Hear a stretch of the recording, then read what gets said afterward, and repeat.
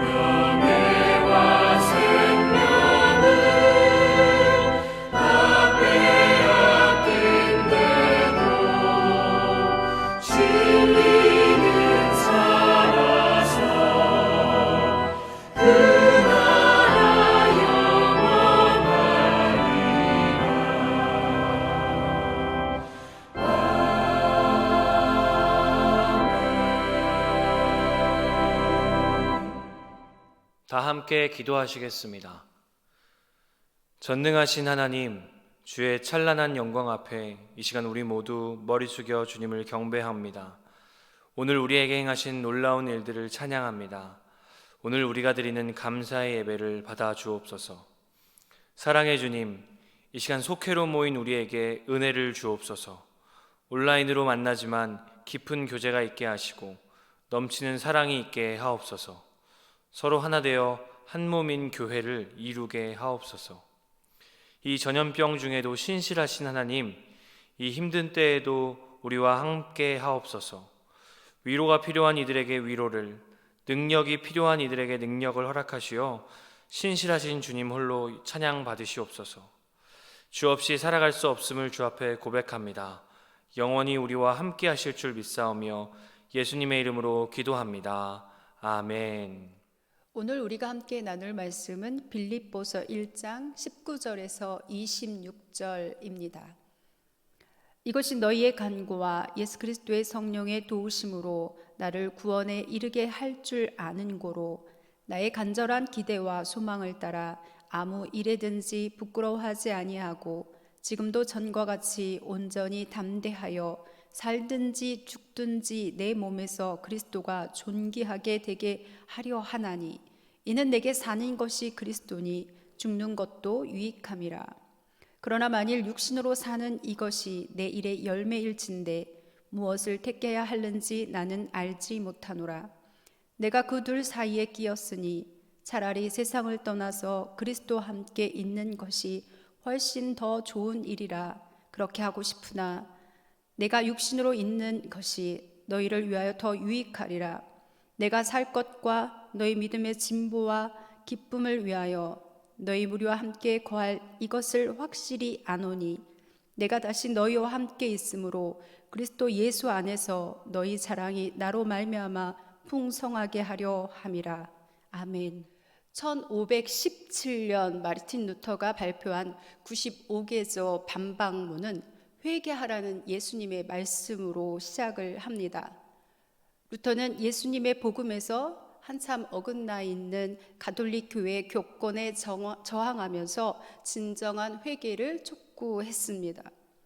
이로 인해 루터는 극심한 박해를 당했지만 복음을 향한 그의 열정은 결국 개신교라는 열매를 맺었습니다. 빌립보서는 바울이 옥에 갇혔을 때 빌립보 교회에 보낸 서신입니다. 기쁨의 서신이라고도 합니다. 왜 기쁘냐? 자신이 갇혀 있어도 그 상황이 오히려 복음의 진보를 이루었기 때문입니다. 당시 빌립보 교회 교인들은 복음을 전하다가 고난 당할 것을 두려워했습니다.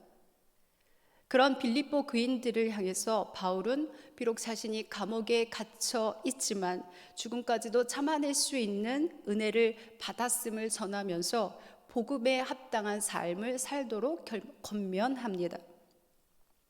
그렇다면 바울이 고난도 이길 수 있도록 한 그 은혜는 무엇일까요?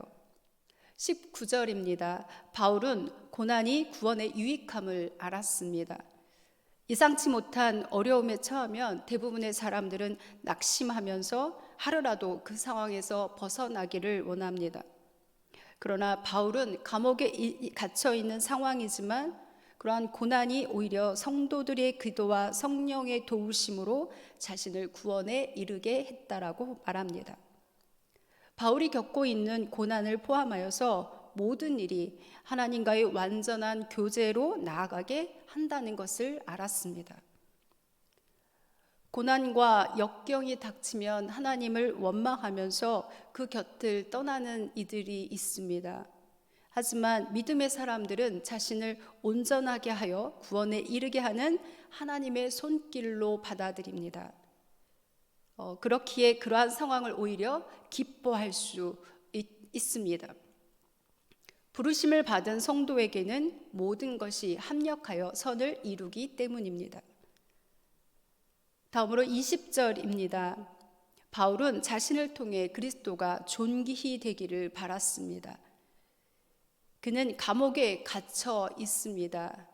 그리고 자신이 죽음에 넘겨질 것을 알았습니다. 솔직히 죽음은 사람으로 큰 두려움을 갖게 합니다. 그럼에도 바울은 두려움이 아닌 간절한 기대와 소망으로 가득 차 있습니다. 재판의 결과와 상관없이 바울은 살든지 죽든지 자신의 사역을 통해 예수 그리스도가 영화롭게 되고 그의 이름을 높이게 될 것을 확신했기 때문입니다. 경제와 의학의 발달로 우리는 어느새 100세 시대를 맞았습니다. 그리고 건강한 사람들의 최고 관심사로 자리 잡았습니다. 성도들 역시 건강하게 장수해야 하지만 그것이 자칫 몸을 우상으로 섬기는 불신앙이 될 수 있음을 알아야 합니다. 성도는 살든지 죽든지 자신을 통해 주님이 존귀함을 받으시도록 살아야 합니다.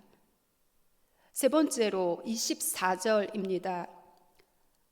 바울은 자신보다 교회를 위해 살기를 원했습니다. 죽음과 삶의 기로에서 바울은 자신의 미래와 죽음에 대해 깊이 생각했을 것입니다. 그는 개인적으로는 육신의 옷을 벗고 세상을 떠나서 주님과 함께 안식하기를 간절히 원했습니다.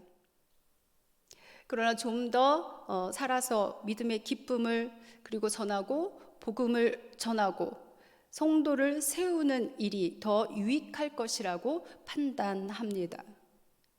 그 일을 위해 기꺼이 수고를 아끼지 않겠다고 합니다.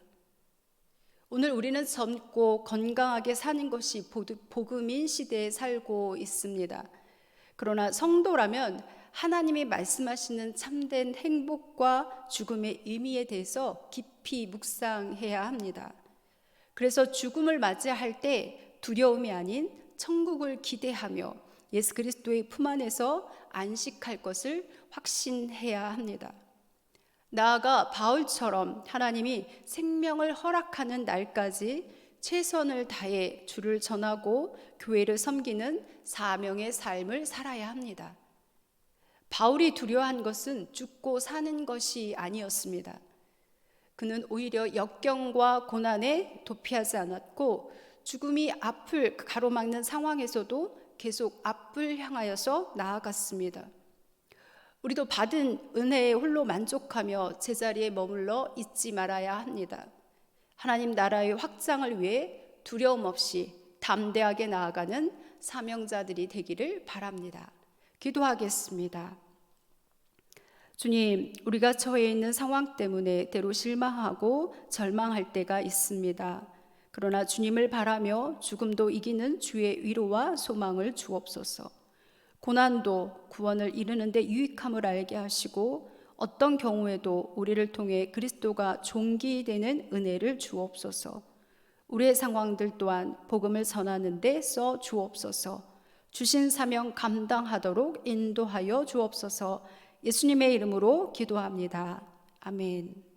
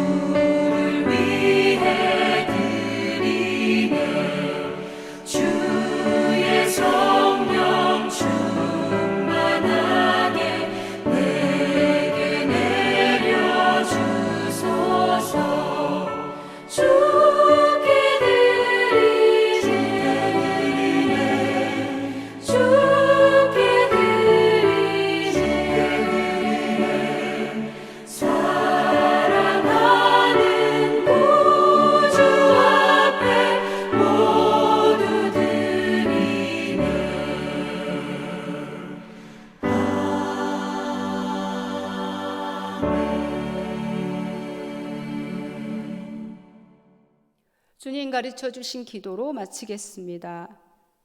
하늘에 계신 우리 아버지, 아버지의 이름을 거룩하게 하시며 아버지의 나라가 오게 하시며 아버지의 뜻이 하늘에서와 같이 땅에서도 이루어지게 하소서.